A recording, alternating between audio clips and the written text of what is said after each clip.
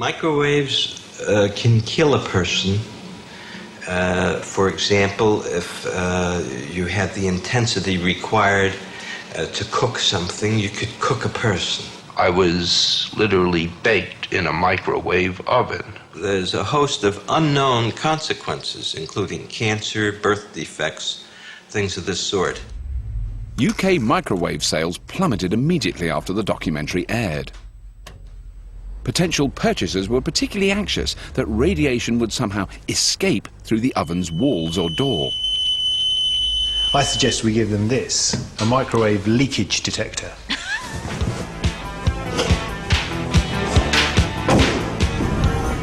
Knowing that the safety fears eventually proved groundless, the tech team dispatched the oven to the house. God, it's heavy. The family's challenge is to use their delivery as a household would have done in 1980. At that time, microwaves were being sold as the time-saving replacement for the traditional oven. So we've got to do a menu for tonight created entirely with the microwave oven. An exciting prospect for anybody about to embark on it. But first, following commonplace advice in 1980, the family make sure the oven won't cook them. If it gets into the red, it's dangerous. Run for your life. I've heard before that it can be harmful standing in front of the microwave. Who told you that? You. Oh, well, there you go, see, because I heard that when I was first using microwaves, so I probably just passed on the big fib. It's fine. What's all the fuss about? There might be meals that you could do quite nicely. Many cookbooks were published at the time dedicated solely to the new art of microwave cuisine. They promised food which not only cooked much faster, but also tasted better. Some of my dinner guests have exclaimed that my microwave cooked vegetables are the best they've ever tasted. What are we making for dinner then? Roast chicken in the microwave. Even the most evangelical cookbooks had to admit microwaves couldn't brown meat or poultry. They suggested slavering your roast in ketchup, gravy mix, or paprika. It's to give it a bit of colour, to try and persuade yourself that it looks a bit more something akin to the colour bird that you're used to eating from an oven. Roast. So I guess that's the fella. Of course, only one dish at a time can fit into the microwave. So none of the trimmings George is preparing can begin cooking till the chicken's completed its 40-minute spin. Hello, chicken. It looks like fake tan that's had a bit of time sweating on the dance floor. Microwaves were even recommended for baking, so making pudding should be a piece of cake. Wow, that is funky. Look, wow. It's good being able to see it, isn't it? Yeah. Careful. Only when every single dish has had its moment in the oven can the family finally have their dinner. Is that nice, Jude? Oh, delicious. Of course you are. I looked at my watch at 6:20 and thought, 40 minutes, brilliant, we'll be eating at 7. 8:52 on my digital watch. Nearly 9 o'clock.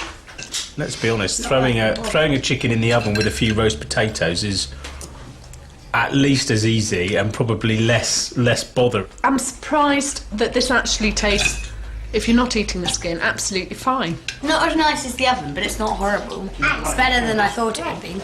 Yeah. Though the cake looks the business, the proof of a pudding traditionally lies elsewhere. Almost like it's a stale cake. Into radiation. Kind of rock solid. It's almost like it's not cooked evenly all the way through, is it? It's classic microwave cooking, really, isn't it? Where it tends to heat one part of the dish more than another. The family won't be chucking out their regular oven just yet. Right in the middle. The kids end their first day in the 80s by settling down in front of the new TV. There's one novelty waiting for them. Oh, it's massive. It's huge. Is it heavy? It's quite heavy. It's quite heavy for a bit like a mobile phone. Yeah. Hello? I have only one thing to say.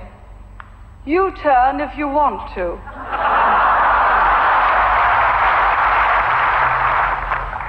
The ladies not for turning.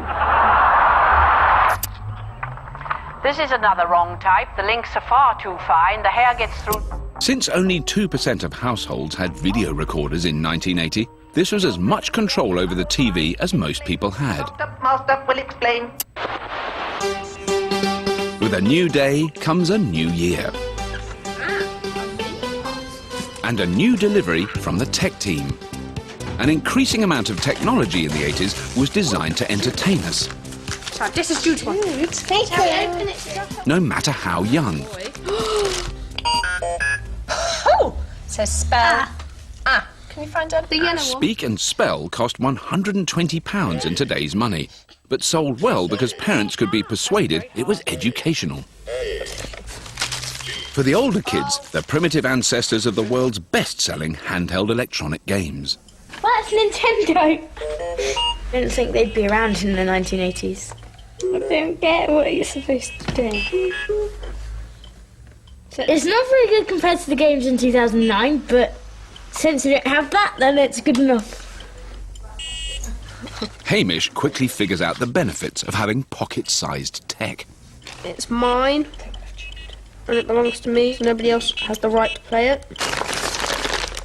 Dad's new toy would have cost nearly £300 in today's money. Wow. The Sony Walkman, look. Look how big that is, guys. For the same amount in 2009, he could buy 2 MP3 players with room for 60,000 songs. Solid state. Oh, lovely, though. A new Polaroid.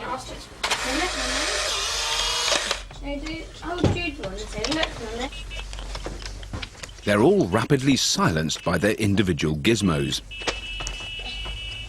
Even Jude. Where are you going?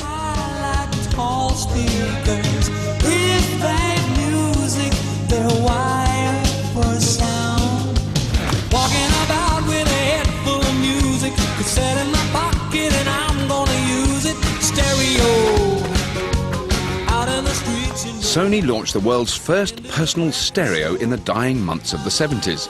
The designers initially worried it was antisocial, so early Walkmans were fitted with 2 headphone sockets.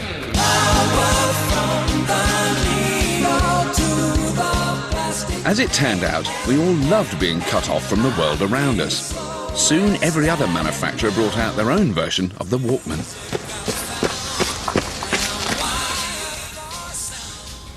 So much better than having nothing. Having something like this to take my mind away from the boredom of it is a must. I find it difficult. I don't think I'd do as much exercise without some entertainment. It's not one of those things that you need to have, but it sure is nice to have. In the decade where Margaret Thatcher would claim there was no such thing as society, the family are already enjoying technology they don't have to share. In the 70s, you'd play together rather than playing on your own or something. But now, because they brought in this kind of thing and tape players, you can go off on your own. It's good to have your own kind of bubble, and you can do what you want really, instead of all being together at the same time, which is kind of gets a bit annoying.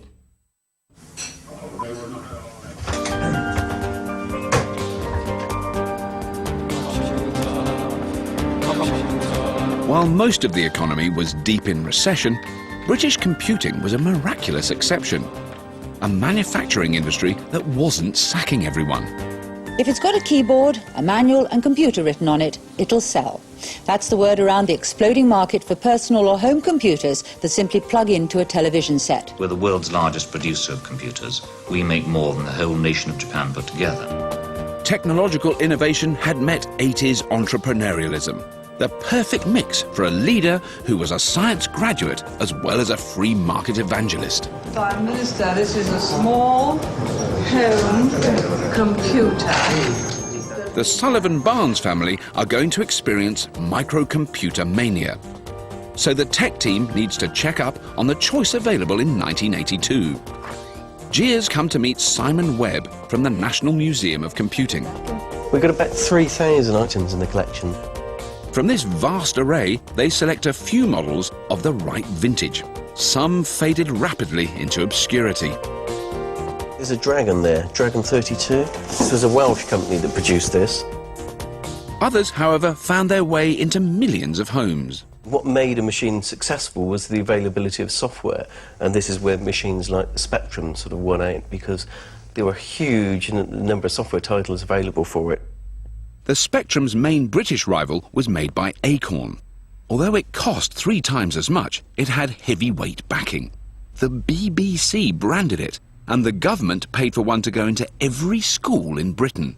So I suppose the main issue with early 80s computers was that none of them were compatible. That's right. This was what really was unsustainable.